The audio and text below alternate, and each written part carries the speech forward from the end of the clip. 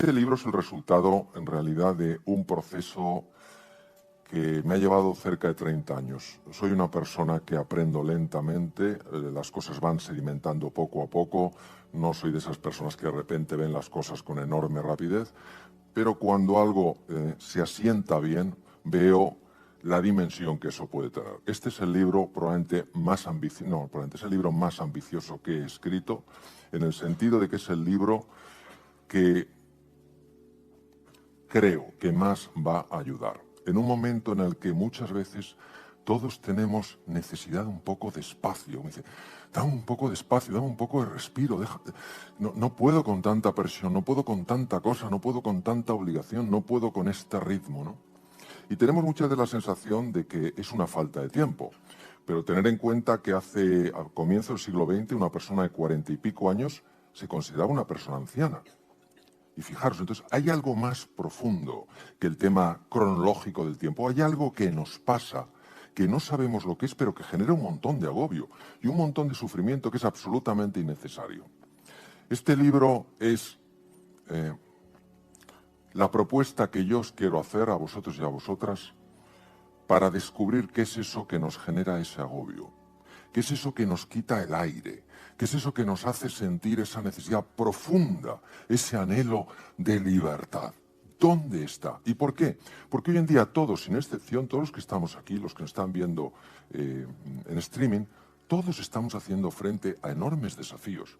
Este mundo no es un mundo de cambio progresivo, es un mundo de cambio disruptivo. No te da casi tiempo a irte adaptando. Te tienes que adaptar. Tiene que ser ya. Y ante todo esto, el ser humano es interpelado directamente a conectar con algo muy profundo. En el ejemplo que poníais, María y Jaime, es verdad. Tenemos una mirada tan superficial, nos cuesta tanto esa mirada profunda que vaya más allá, que tenga más calado, que diga, ¿qué es verdaderamente lo que hay dentro de mí? Entonces, vamos a hacer juntos, durante un periodo breve, un viaje hacia el interior, un viaje siguiendo una línea muy concreta, una línea primero que empieza en mi propia vida, algo que a mí me sacudió profundamente, algo que sigue en la filosofía antigua, en la medicina antigua, que se encuentra con los grandes desafíos que la Organización Mundial de la Salud nos plantea y que nos abre a un espacio increíble de oportunidad. Es un mensaje profundamente ilusionante, donde parece que hay noticias muy duras, noticias muy malas. Ese reconocer que es volver a conocer esa dimensión honda del ser humano y decir, oye, que yo tengo, que tú tienes, que nosotros tenemos recursos para hacer frente a todo tipo de desafío. Por lo menos afrontarlo como lo afrontan aquellas personas que saben que pueden, que creen que pueden, que esperan tener éxito.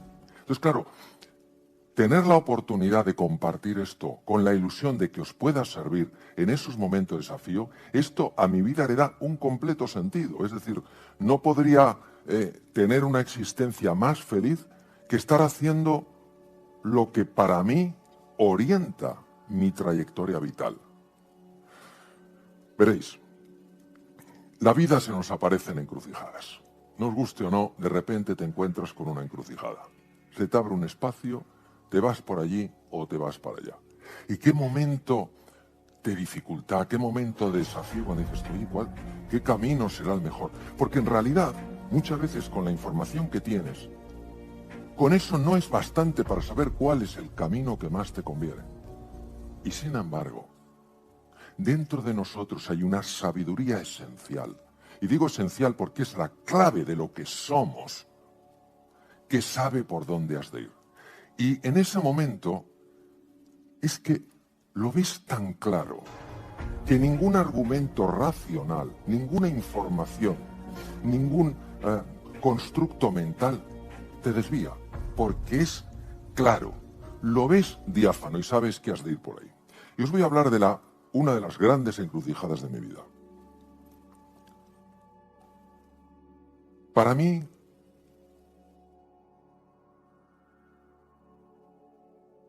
Félix fue un hombre muy especial. Para mí no ha existido nunca un comunicador como él. Su fuerza, su convicción, su capacidad de hacerte amar a la naturaleza. Félix hizo que yo me enamorara de la naturaleza, me enamorara de las águilas, me enamorara de la etología. Siempre me habían gustado los animales, eso es cierto, pero él consiguió, a través de su capacidad increíble de comunicación, sacudirme hasta las entrañas. Convertirse para mí en una referencia, no solo de un impresionante comunicador, sino de un impresionante amante de la naturaleza. De que hay que cuidar de la naturaleza, que la naturaleza no es un sitio para conquistarlo, no es un sitio para dominarlo, es un sitio para vivir en encuentro, en cooperación, para respetarlo, para amarlo, porque somos parte de ella. Y tenía muy claro que yo iba a ser etólogo. Pero entonces, la vida me sacudió. La vida me sacudió como te sacude la vida, de la forma más elegante y de la forma más insospechada. Porque, claro, a nada que uno se abre a la vida, te das cuenta que la vida asombra, que la vida enamora, que la vida descoloca, que la vida desorienta, pero que tiene un marco de orientación mucho más sabio que el que nuestro intelecto tiene. ¿Y cómo me sacudió la vida? Me sacudió en un programa de televisión. Yo ya soy de la época vintage. Vintage a tope. Yo tengo 61 años y tengo mucha juventud acumulada. Es decir, cuando os pongo algunas imágenes diréis, pero qué mayor es este tío, ya lo digo yo. Lo soy. 61 tacos, vintage puro. Bien, estaba viendo esta televisión, ¿os acordáis? Bueno, vosotros no os acordáis porque sois jóvenes, pero la carta de ajuste. Esto es decir, a ver cuándo se abre esto, a ver cuándo se abre esto. La carta de ajuste que yo creo que tenía cualidades hipnóticas. Luego cuando me fui a Arizona a estudiar hipnosis ericksoniana, dije, tiene cualidades hipnóticas. Esto lo tienen que incorporar. Señora, carta de ajuste. Clave para hipnotizarla. Bien. Bueno, yo estaba... Y entonces empezó el programa, era un programa en este caso era un telediario, y vi un terremoto. Ese terremoto había ocurrido en América Latina y en el terremoto se veía pues toda la desolación. Imaginaros, las piedras, los ladrillos, los muros se han caído y bien, pues sacando a las víctimas que estaban todavía vivas, en fin, intentando rescatarlas. Y yo me acuerdo con perfecta claridad algo que escuché en ese telediario. Los médicos hacen lo que pueden para salvar la vida de las víctimas. En ese momento, yo fui sacudido desde los pies hasta la cabeza. Dije, toma ya. Mi camino es la medicina. Yo me voy a mis padres y les digo, no voy a ser etólogo. Y ellos que sabían que cuando yo veía a Félix, yo ya estaba en otra dimensión, estaba en otro planeta, yo flotaba con fauna, otra cosa. Dice, hijo mío, ¿que no vas a ser etólogo? No, yo voy a ser médico. ¿Pero esto qué te ha dado? ¿Has fumado algo raro? ¿Has hecho algo? No.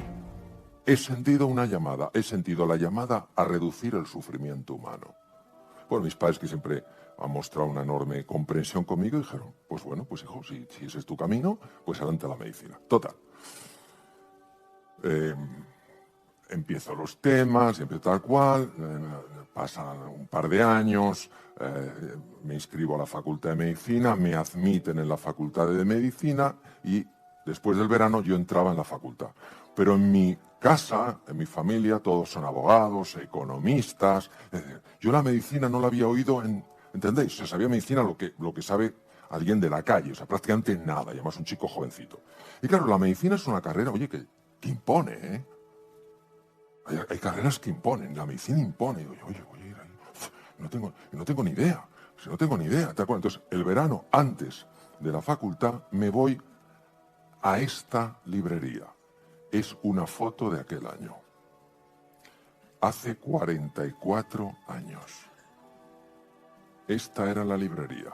Espasa Calpe. Te suena Ana Rosa, ¿verdad? Me voy a esta librería porque en esta librería entonces había muchos libros de medicina. Ahora hay todavía libros maravillosos, algunos de medicina, pero en aquella época era la librería fundamental en Madrid. Entonces me subo a la sección de medicina buscando un libro amable. Pero todo lo que veo son volúmenes cuyos títulos ni entiendo. Cirugía del cotilo. ¿Cotilo? ¿Eso qué es? Hombro congelado. Tratamiento. Digo, yo no sabía que los hombros se congelaban. Y esos, ¿sabéis? Esos volúmenes que son inabarcables y solo el tamaño ya te echa para atrás. Entonces yo estaba ahí como diciendo, ayuda, ayuda, algo digerible, algo asequible. Y entonces apareció este libro.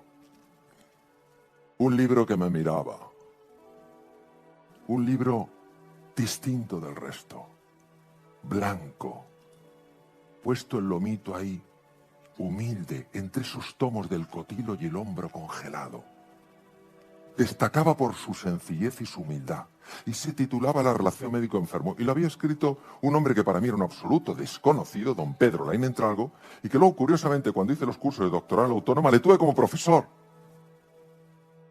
Tenía ganas de abrazarle. Pero no lo hice porque hubiera llamado al 112. Me contuve, lo cual tiene su mérito. Bien. Me lo llevo de vacaciones, me voy a la playa, me voy con ese librito y empiezo a leer. Y era un libro que describía la ciencia médica, es decir, la evolución de la ciencia a lo largo de los años, las trepanaciones iniciales, el imperio inca, etc. O sea, sabíamos que hacían agujeros en la cabeza. Lo que no sabemos es si aquellos a los que les hacían agujeros luego sobrevivían. Pero el agujero lo hacían. El pozo ahí estaba. Había neurocirujanos que decían, ven para acá que voy a ver lo que tienes en la cabecita. Te voy a hacer un pequeño taladro a ver luego lo que resulta. Bien. Bueno, el libro era tal, bueno, era un poco, pues eso, era una cosa progresiva, pues empieza las trepanaciones, luego la neurocirugía, en fin, todas las cosas. Pero de repente, de nuevo, algo me sacude. En ese momento descubrí que había algo muy profundo. Porque Pedro Laín Entralgo, en ese libro de Historia de la Medicina, hablaba de los médicos griegos de hace 25 siglos, de una escuela especial, la escuela de Epidauro en el Peloponeso.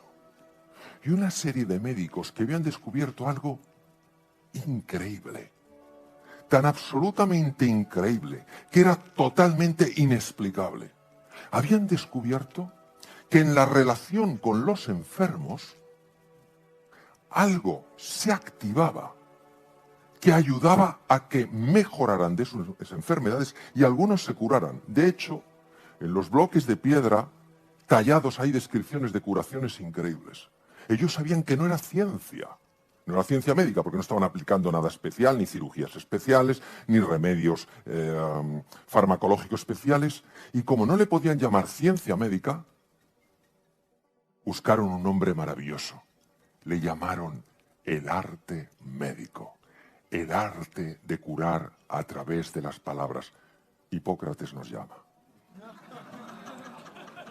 ¿Veis? Todo está hilado, todo está hilado. Hipócrates se hace presente hoy en día. Bien, este es Hipócrates, el que nos llamaba. Hipócrates no fue un médico cualquiera. Hipócrates fue un médico que transformó toda nuestra comprensión de la medicina. Hipócrates tenía tal visión de la jugada, tal profundidad en su conocimiento del ser humano, íntegro, completo, que acuñó dos frases verdaderamente hondas. La primera, las fuerzas naturales que se encuentran dentro de nosotros son las que verdaderamente curan las enfermedades. Toma ya. Las fuerzas naturales que se encuentran dentro de nosotros son las que curan las enfermedades. ¿Qué quería decir Hipócrates hace 2500 años? Era un lenguaje poético, era algo utópico. Pero es que no solo dijo eso, dijo muchas cosas, el famoso juramento hipocrático. Pero dijo otra cosa fantástica. Dijo, primero no hagas daño. ¿A qué se refería? Primero no hagas daño. O sea, no solamente hay algo dentro de ti que cura, sino que primero no hagas daño. Cuando yo leí aquello, cuando leí la descripción de los médicos griegos, supe que había algo que valía la pena explorar. Era muy jovencito, pero la vida fue muy generosa conmigo. Y me hizo ver que había algo de valor, que la ciencia médica es imprescindible. Nadie quiere un cirujano que le diga, señora, señor, le voy a operar. Soy un cirujano muy esta operación no la he hecho nunca. Pero mi empatía me desborda. Usted va, como dicen mis hijos, a flipar con mi empatía. Claro, el pobre que se dice, hay otro. ¿Se puede elegir aquí? ¿Hay alguien? No. Bien. Entonces, ciencia médica sí, pero también arte médico. Y hay otra llamada. Pero esta llamada, fijaros, viene de otro lugar distinto, pero casi en el mismo tiempo. Esto es lo bonito. 2500 años. Otra llamada de teléfono. Pero es que nos vamos de Grecia a la India, al norte, junto a los Himalayas, al Nepal. Kapilavastu, los restos de Kapilavastu. Aquí vivía un príncipe, el príncipe Gautama Siddhartha, hijo de dos reyes, Mahamaya y Suddhodana. Un hombre que pudo apreciar el sufrimiento de los demás.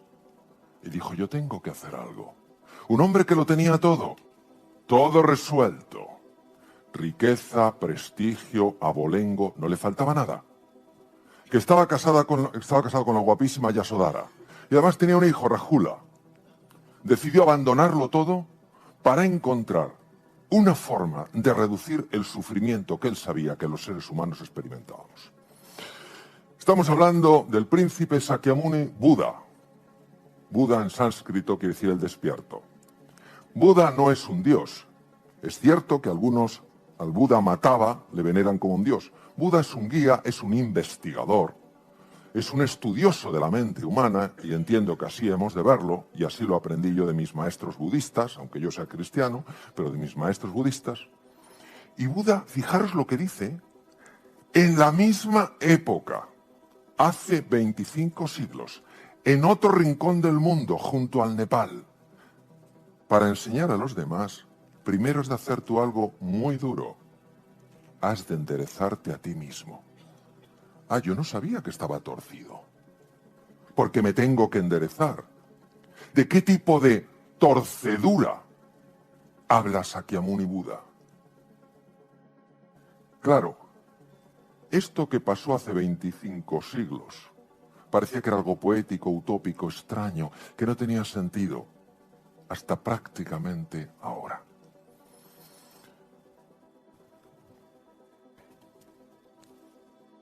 $2500 años en Grecia, Hipócrates y la escuela Epidauro, 2500 años en la India junto al Nepal, el príncipe Gautama Siddhartha, Sakyamuni Buda o primer Buda. En China aparece otro.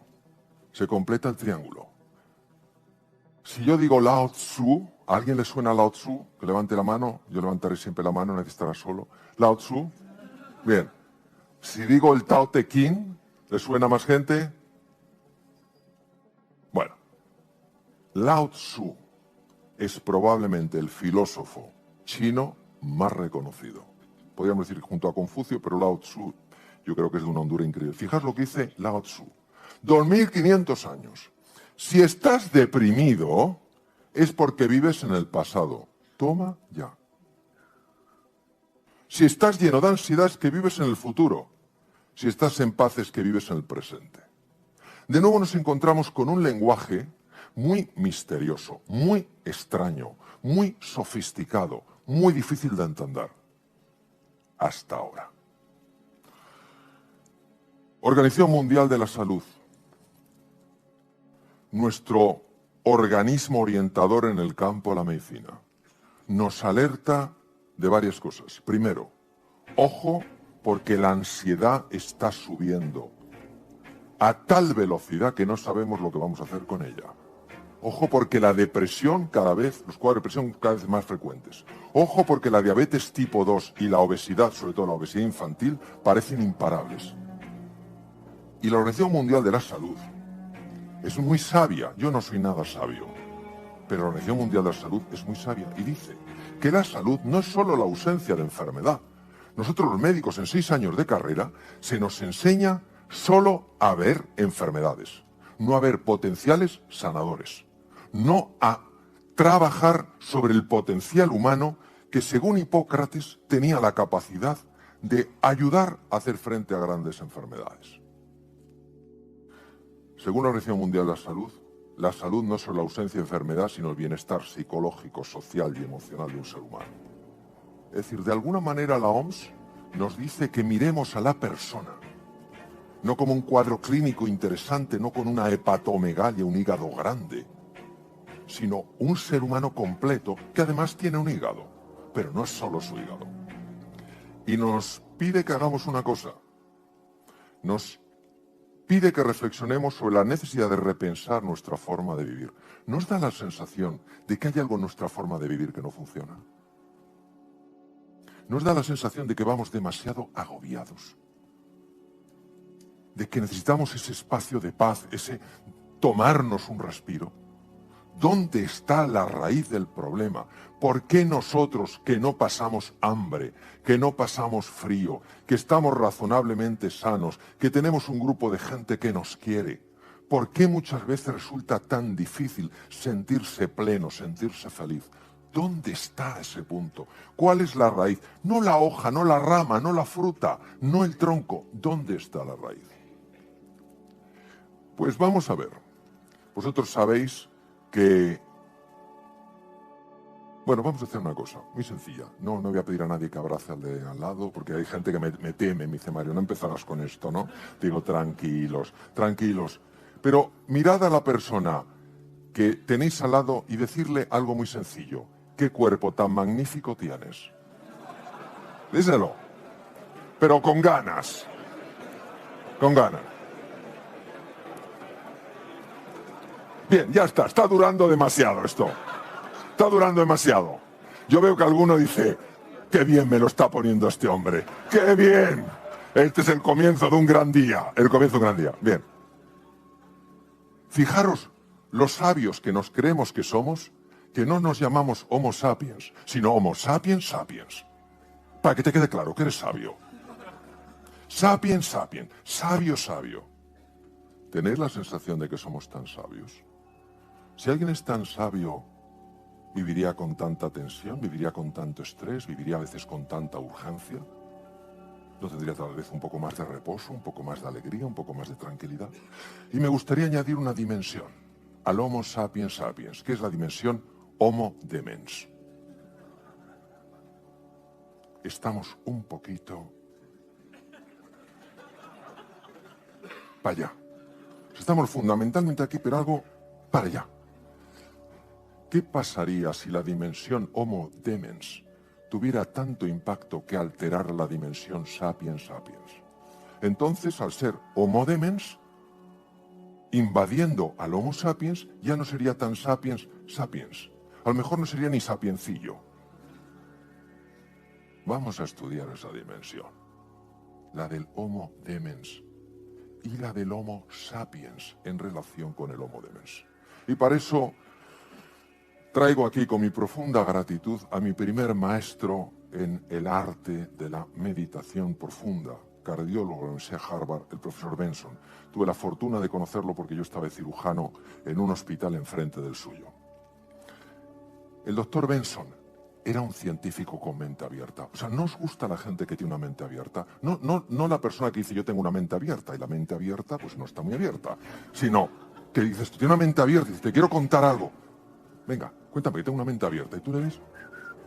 No, mente abierta es aquí, ahora, contigo. Realmente, este tío tiene una mente abierta. Y este hombre, médico, deseoso de ayudar a los demás como desea cualquier médico que se precie serlo, estaba muy preocupado por un tema.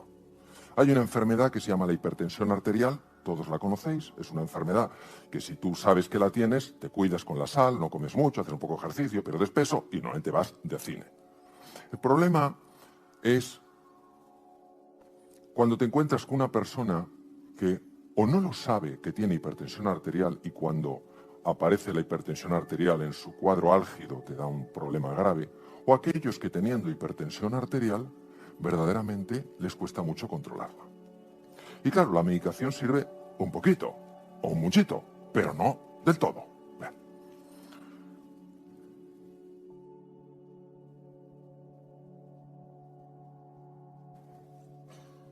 Hay muchas arritmias, alteraciones del ritmo cardíaco, que los cardiólogos no saben de dónde vienen. Hay muchas hipertensiones que los médicos no sabemos de dónde vienen. Y el doctor Benson se planteaba si había algo que pudiéramos hacer utilizando el cerebro para regular esos estados de hipertensión arterial. Él sabía varias cosas. Él sabía que el sistema vegetativo, que es el sistema que controla todas las vísceras del cuerpo, tenía dos ramas, el simpático y el parasimpático. Él sabía que el simpático es el sistema que se activa cuando tú estás en alerta o cuando estás en alarma. Vas por la calle y ves a una persona que tiene un aspecto extraño y entonces te pones en alarma. El sistema simpático se activa, lleva sangre a la musculatura. ¿Para qué? Porque si tienes que correr, no corras como corres habitualmente, salvo mis amigos maratonianos que están aquí que corren como gacelas, sino para que corras deprisa, muy deprisa. Entonces el sistema nervioso simpático se lleva gran parte de la sangre a la musculatura y se la lleva de órganos como puede ser el aparato digestivo, el aparato reproductor, incluso el cerebro, porque claro, tampoco es el momento para estar reflexionando sobre el origen de la vida, de dónde vienes y a dónde vas. Claro, esto roba mucha energía, tiene que ir a los músculos. Y sabía que el sistema nervioso parasimpático es el que te calma, el que te regula, el que te equilibra. Claro, y él decía, claro, un enfermo mío con hipertensión arterial, con un problema cardíaco, de repente tiene un disgusto, le pasa cualquier cosa, está en medio de un atasco y el sistema simpático se activa y ¿qué hace con la tensión? Bien. Ay, si yo pudiera activar el sistema parasimpático. Porque entonces, desde aquí arriba haría... Pero la medicina que decía que esto era, lo voy a decir en 3 palabras, siguiendo a Jesulín Dubrique. Imposible. Era imposible. Era imposible poder controlar el sistema parasimpático. Es cierto que el gran fisiólogo, oftalmólogo suizo, convertido en investigador Rudolf Hess, en 1949 gana el Premio Nobel de Fisiología al descubrir, en eso que veis ahí, que son las láminas del libro, en el diencéfalo, que es una estructura muy profunda del cerebro, descubrir y describir los núcleos más importantes. Y entre esos núcleos está el conjunto llamado hipotálamo. Tiene el tamaño de un guisante, pero manda. Ahí lo que manda ese pequeño guisante. Bien, y dentro del hipotálamo, el gran profesor Walter Rudolf Hess descubre un pequeño núcleo, chiquitín, escondido, no asequible a la mente no preparada. Ese pequeño núcleo es el núcleo anterior del hipotálamo y le llama núcleo trofotrópico. Es el núcleo esencial para la activación del sistema parasimpático. Esto lo sabía mi maestro, Herbert Benson, pero dijo, sí, está muy bien, yo ya sé, claro, Hess gana el premio en el 49, claro, él dice, yo ya sé que el núcleo trofotrópico lo ha descubierto estudiando gatos Hess, pero ¿cómo se va a activar ese núcleo? Eso es imposible, eso no tiene ningún sentido, no hay manera de hacerlo. Y entonces pasa una cosa curiosa.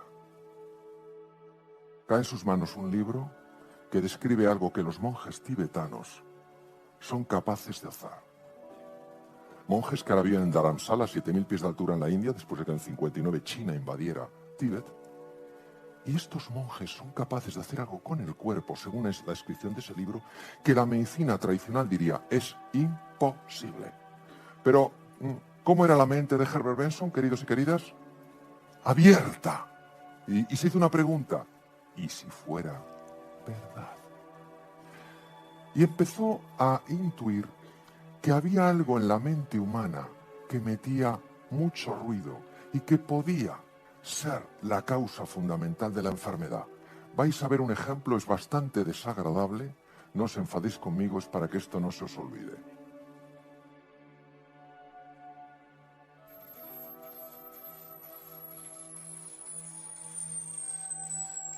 Es incómodo, ¿verdad? ¿Cuánto tiempo podríamos aguantar esto? Poco. Bien. Estos son los sonidos más desagradables que existen. ¿Os imagináis lo que es tener metido eso en la cabeza? Sin saber que lo tienes. ¿Os imagináis lo que es que cuando te levantas, no sabes por qué te has levantado de tan mal pie? Si eres una dama, ves a tu marido y dices, ¿pero qué tripa tiene? Si ayer se acostó con menos tripa. ¿Se ha dedicado a beber cerveza toda la noche o qué? O tú, marido, te levantas, ves a tu mujer que está tan guapa como siempre, sin embargo dices, ¡wow! ¿Cómo está hoy? A ver si se levanta y se maquilla.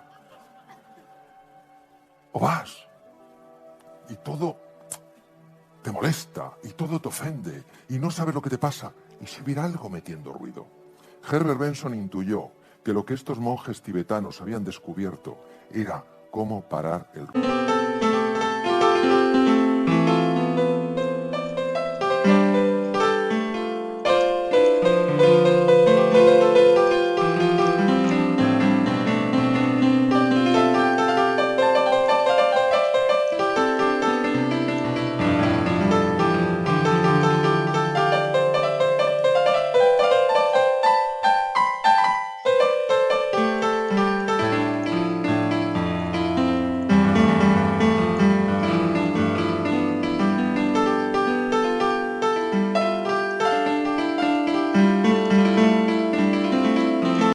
De la mente.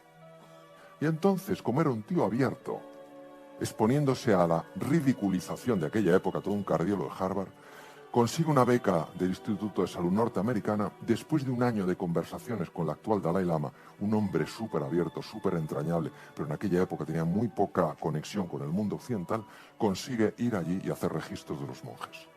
Y descubre, ni más ni menos, que los monjes saben cómo activar el núcleo trofotrópico del hipotálamo. Con una técnica que está en el libro, se llama respuesta-relajación, que allí se llama Zumo, es un yoga de la respiración. Dice, esto es la pera. Me lo tengo que llevar a Boston.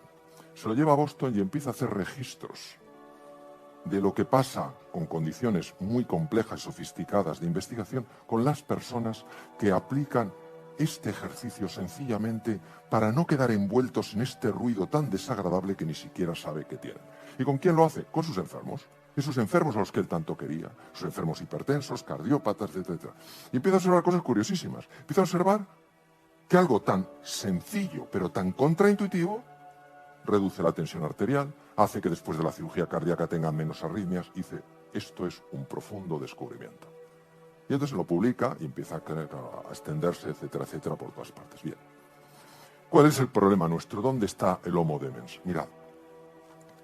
El Homo sapiens sapiens es aquel que cree que la vida, como decía mi queridísima amiga María de Villota, la vida es un regalo.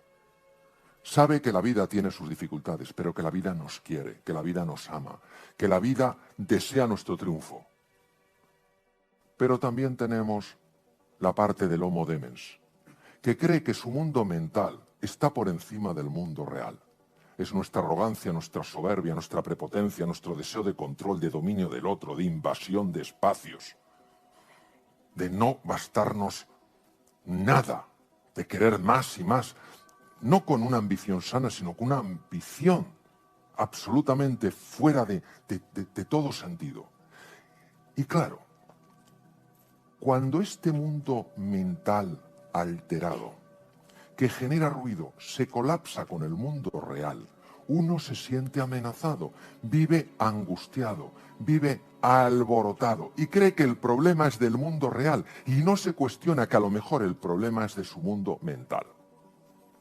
Esta es la curva de los doctores Yorkis y Dodson, también en Harvard, que demostraron algo fascinante. En esta lámina del libro vemos lo siguiente. Fijaos qué curioso. Todos necesitamos un nivel de presión para tener un nivel de eficacia, tomar buenas decisiones, analizar las cosas bien, ser creativos, analizar las consecuencias de algo que vamos a hacer. Todos necesitamos eso. Pero fijaros que cuando la presión pasa de un nivel, el performance, el nivel de rendimiento baja radicalmente. Muchas personas creen que esto es debido a que les falta capacidad. Y ante un desafío, un examen, opositores, por ejemplo, presentar un proyecto, hacer frente a una dificultad, cuando ven que no pueden, creen que no pueden porque no tienen lo que hay que tener para poder. No se dan cuenta de que la parte demens está con su ruido perturbando sus facultades. Pues una de las cosas interesantes en la ley de Yerkes-Dodson o la gráfica de Yerkes-Dodson es que la mayor parte de la presión no la da el mundo exterior, la genera el mundo.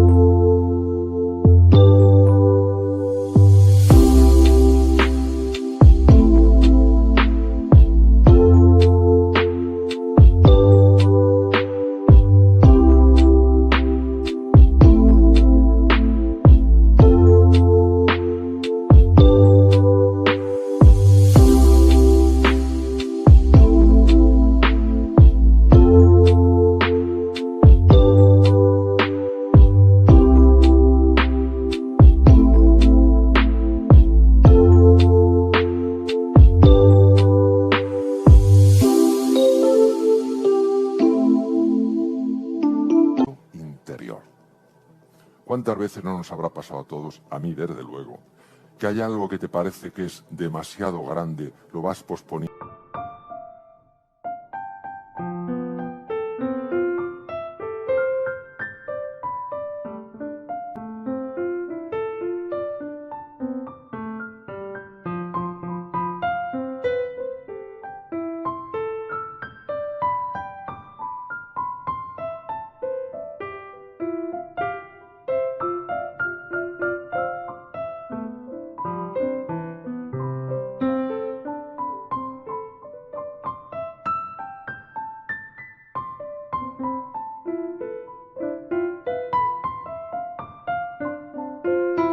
Lo vas posponiendo y dices, no puedo, no puedo. Y llega un momento en que cuando lo tienes que resolver, ¡buah! Y lo resuelves. ¿Sabéis de lo que hablo? ¿A que sí? Pero no solemos pararnos a pensar a qué es debido esto. Yo recuerdo una vez que a mí la ginecología siempre me ha espantado. Si alguien se pone de parto, que llame a otro. Honestamente, honestamente. Me ha espantado. Y recuerdo que tenía los exámenes de ginecología, a mí me encantaba la cirugía, la medicina interna, neurología, todo eso. Y fui posponiendo el estudio hasta que me quedaban 4 días. 4 días para 2 tomos del famoso ginecólogo José Botella y Usía. Un gran libro, pero claro, una cantidad de materia imposible.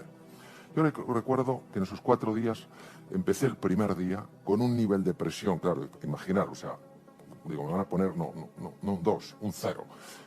Un nivel de presión enorme, el nivel de eficiencia era nulo. O sea, yo me ponía a leer la página, la acababa de pasar y no me acordaba de lo que había leído. No sabía si había leído poesía, prosa, astronomía, no tenía ni idea. Pero hubo un momento, algo me ocurrió, donde inmediatamente la presión cambió y en 2 días me aprendí los 2 tomos. Nunca había experimentado nada igual, pero tuve una sensación de la capacidad que todos tenemos dentro. Bien. El problema cuando el mundo mental mete tanto ruido y nos lleva a ese lado de la curva es que inhibe directamente y de una forma demoledora lo que veis ahí, la corteza prefrontal, la parte anterior del cerebro que es la más importante para que tú funciones bien en la vida y resuelvas los desafíos a los que te enfrentas. Tu capacidad de negociar, tu capacidad de ser creativo, creativa, de tomar buenas decisiones, de aprender deprisa, de adaptarte a nuevos desafíos y exigencias, depende de que tengas una corteza prefrontal que funcione bien. Pero si tu nivel de presión es excesiva, por este ruido mental generado por la mente del Homo demens, entonces tú no funcionarás bien. Lo fácil es decir, no tengo talento, no tengo capacidad, no doy la talla. No, hay otra explicación. Me parece que es una explicación que tiene mucho más sentido. Claro, imaginaros lo que puede suponer para cualquiera de nosotros, donde solo veíamos problemas, empezar a ver oportunidades. Donde solo veíamos muros, empezar a ver fronteras. Donde solo veíamos límites, empezar a ver posibilidades. Yo sé que parece demasiado bonito. En mi experiencia esto es así de literal. Ahora es tan contraintuitivo que por eso a mí, que soy de lento a aprender, me llevo tantos años caer en la cuenta. Hay una exposición maravillosa, os recomiendo que la veáis, de Escher, es uno de los grabadores holandés que más me gusta. Y Escher, no sé si pensaba en estas cosas, pero yo sí pienso en estas cosas cuando veo sus obras. Cuando tú empiezas a reducir la parte de Homo Demens, que está junto a la de Homo sapiens sapiens, cuando empiezas a reducir el ruido mental, empiezas a ver en lo mundano lo extraordinario. Ya no está solo el barro que te mancha los zapatos, empiezas a ver ese espejo que te refleja la naturaleza. Imaginaros lo que es ver algo como si fuera por primera vez. Dejarte sorprender por lo sencillo. Estar así. El lugar este lo conozco. No, está bien. Está bien. No, nuevo. Verte en el espejo y verte por primera vez, admirarte por primera vez, ver a la persona que tienes al lado y verla como si fuera la primera vez. ¿Qué sabiduría la de Proust? El verdadero arte del descubrimiento no es salir a buscar nuevas tierras, sino en aprender a ver la vieja tierra con nuevos ojos. Pero claro, como decía el gran economista escocés Adam Smith, el pez no sabe que está dentro del agua hasta que le sacan de ella. Mirad, la parte de Homo Demens Demens no quiere que sepamos, ninguno, que hay un mundo fuera del agua. Entonces, el pez, no le cuentes milongas de que hay un mundo fuera del agua. Tira, no, el único mundo que veo es el agua. Si es verdad, es el único mundo que ves. No es el único mundo que es. El problema de la mente no solo es que te engañe, o de algunos elementos de la mente, es que te limita tanto el mundo que crees que lo que ves es lo único que hay. Y entonces te pierdes todo un abanico de posibilidades. También muy bien reflejado por Escher en su obra La relatividad. Por cierto, que hay una historia muy bonita donde Albert Einstein vino a España y estuvo con un humorista muy conocido y estuvieron, creo que fue, no sé, en la Cava Baja, en un restaurante de la Cava Baja, y los periodistas estaban entusiasmados viendo que el humorista no paraba de hablar con Einstein. Sabéis que Einstein hablaba alemán y hablaba inglés.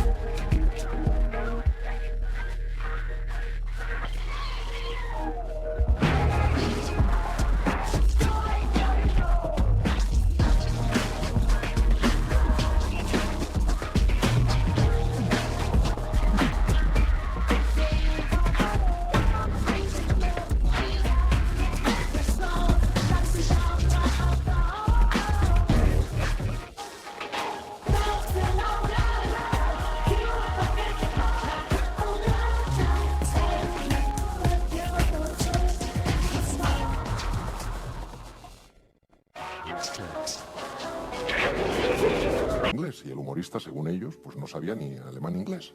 Y cuando termina le dicen, me parece que se llamaba Tono o algo así. Señor Tono, le hemos visto muy interesado hablando con el profesor Einstein. Y dice, sí, ha sido espectacular. Dice, pero perdón, ¿usted habla alemán? No tengo ni idea.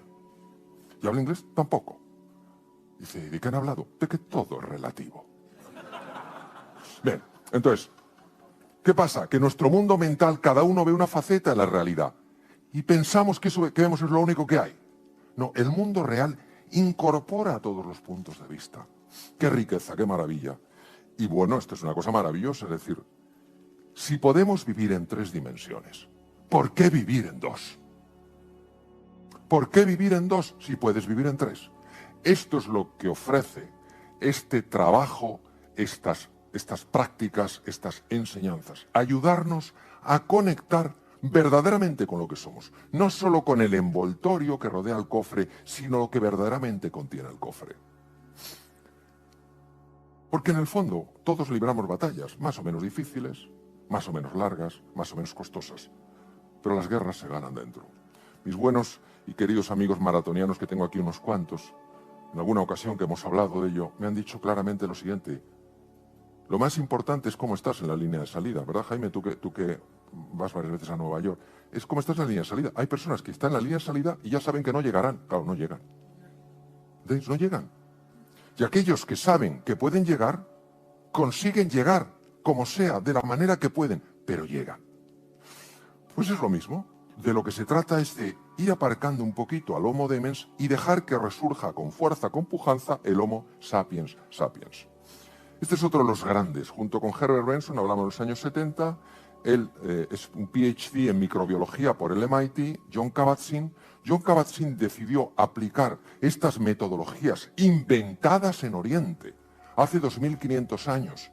Por un lado, el príncipe Sakyamuni Buda, Gautama Siddhartha, por otro lado, Lao Tzu. Aplicarlas al mundo del estrés, a esa tensión que nos desborda, ese ahogo, dame un respiro, dame un espacio, déjame un poco tranquilo, déjame un poco tranquila, quiero paz, quiero un poco de serenidad. Y claro, empezaron a haber resultados. Empezaron a haber resultados porque lo hizo en la Universidad de Massachusetts, los médicos empezaron a mandar situaciones bastante difíciles y estas personas empezaban a mejorar. Y este es otro de mis maestros, Judson Brewer, que no solamente es un neurocientífico fabuloso, sino que es un violinista portentoso y un ser mágico por su simpatía y su cariño. Nos vamos a quedar alucinados de lo que ha descubierto Judson Brewer. Él empezó en el Johns Hopkins en Baltimore y ahora está en Massachusetts. Fijaros, ¿quién de vosotros, quién de vosotras se puede relacionar con lo siguiente? Va en el coche, llega a un sitio y no se ha dado cuenta de por dónde ha pasado. O sea, va en piloto automático. Nosotros pensamos que esto es lo normal, pero el caso es que no nos damos una torta. Lo cual es sorprendente, es como si tuviéramos un pilotillo, es como cuando vas en avión y entonces ves al capitán, al comandante que sale y dices tú, ¿quién pilota? ¿Quién pilota? El piloto automático, estás tranquilo. Bien. Judson Brewer ha estudiado este circuito. Este circuito, que es el circuito del piloto automático, la red neuronal por defecto, Default Network, y ha observado lo siguiente. La mayor parte de las veces, este ruido mental que ya hemos visto en Herbert Benson, se refleja en una pérdida de atención. Estar dándole vueltas a las cosas mientras uno circula aumenta tremendamente la posibilidad de tener un accidente. Pero no solo eso, es que esta mente errante, que se llama mente errante, podríamos compararla con el ruido mental del Homo demens, esta mente errante es una de las causas de tensión interior. Porque ¿sabéis lo que pasa? Cuando esta mente errante funciona, bloquea otra parte que se llama la red ejecutiva central. Cuando tú estás volando, la parte tuya del cerebro que está atenta, que está conectando información, que está generando creatividad, que...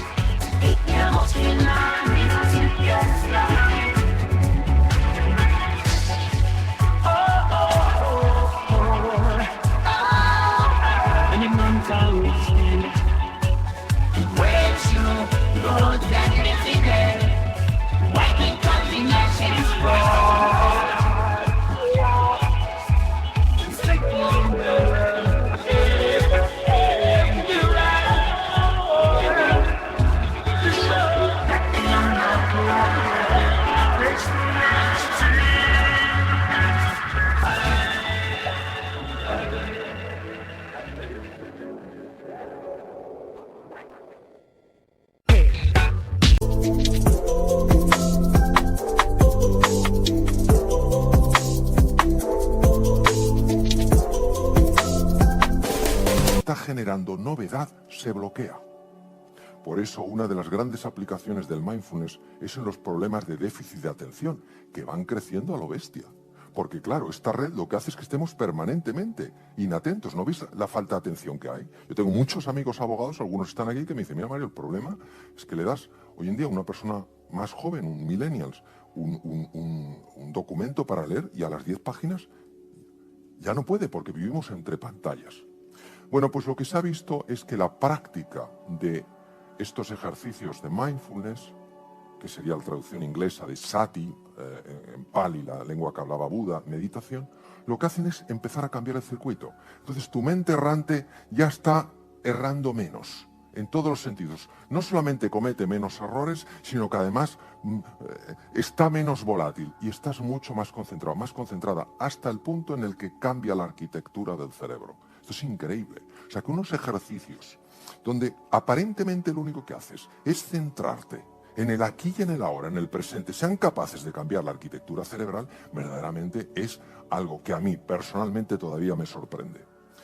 Sara Lazar, del hospital de Massachusetts, que pertenece también a la Universidad de Harvard, ha trabajado mucho viendo qué pasa en las personas, en el cerebro de cualquiera de nosotros, cuando nos vamos entrenando en este tipo de prácticas, que lo que hacen es reducir el impacto que el Homo demens tiene en nosotros, reducir el ruido mental. Ella ha trabajado una estructura preciosa, la vais a ver, este es el encéfalo, es una resonancia real, y en un momento determinado parte del tejido desaparecerá y veréis una estructura.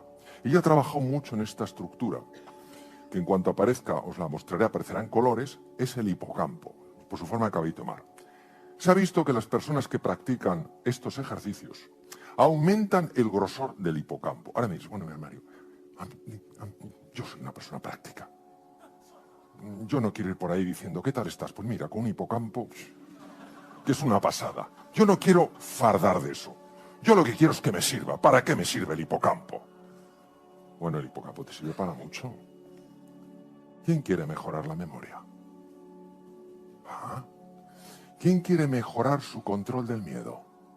Oh.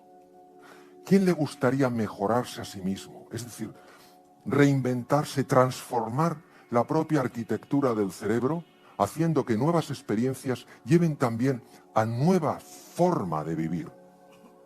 Todo eso lo hace el hipocampo, no está mal. Pues se ha visto, Sara Lazar lo ha demostrado, cómo las personas, y no estamos hablando de, no, cuando lleven, como mi querido amigo Mathieu Ricard, miles y miles y miles de horas de entrenamiento, no. En unos pocos meses ya se puede registrar un aumento del grosor del hipocampo. Damas y caballeros, esto es la locura. Lo he dicho en alguna ocasión. Cuando yo estudié medicina, 6 años de carrera, en tercero, la profesora de psicología clínica me dijo, dijo a la clase, que a los 7 años la personalidad estaba totalmente hecha. Y yo tenía 19. A los 7 está ya fija. Y yo dije, esto es demasiado. Yo esto no lo puedo absorber. Esto, vamos, ni con un bote de Valium. Digo, no puede ser. Entonces esperé a que terminara la clase y dije, profesora, vamos, quiero hablar con usted. La mujer un poco distante y dice, ¿qué le pasa? Digo, no, pues que estoy un poco confundido, porque me parece que ha dicho usted que a los 7 años la persona está totalmente definida, pero seguro que no la ha entendido bien. Oye, me miró y me dijo, ¿ha entendido usted? Perfectamente. A los 7 años la persona está totalmente hecha. Le dije, oiga, profesora, es que yo tengo 19 años y quiero cambiar muchas cosas de mi vida. Me miró y me dijo, es tarde. Menos mal que no me lo creí. Imaginaros un hombre de 61 años que se ha quedado en los 7. Bien. La capacidad de cambiar la arquitectura del encéfalo, la capacidad de cambiar su estructura a través de unos ejercicios que lo único que hacen es parar al Homo demens, el ruido, es algo que a mí todavía me sobrecoge. Otro de mis queridísimos maestros, una persona de una talla humana extraordinaria, Richard Davidson. Richard Davidson ha demostrado algo.